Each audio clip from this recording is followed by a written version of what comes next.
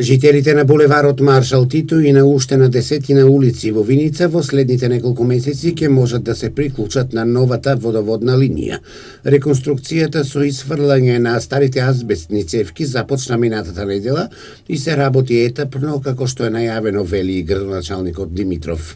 Десетина дена фирмата Копи Инженеринг и работи градежните работи околу промена на водоводната мрежа во општина Виница. Еве гледаме дека булеварот на улица Маршал Тито е веќе завршена, продолжуваме на другите улици, сега почнуваме со улицата Славчо Стојменски. Инвестицијата е вредна околу 6,5 милиона денари, изведувачи фирмата Копи Инженеринг, така да се надеваме дека во следните неколку месеци работата ќе заврши како што треба.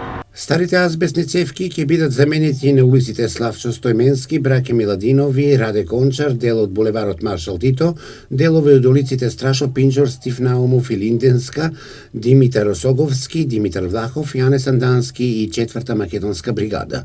Предвидениот рок за изведба е 9 месеци, меѓутоа во договор со фирмата мислиме дека за околу 5 месеци ќе биде целосно реализиран овој проект.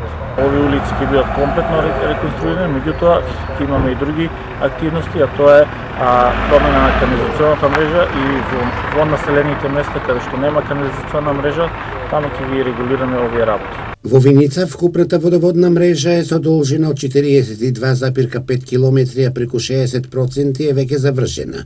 Со оваа фаза е предвидено да бидат исфрлени од употреба 3960 метри азбестни цевки, а овој проект е финансиран од Европската инвестициона банка, Министерството за транспорт и врски и општина Виница.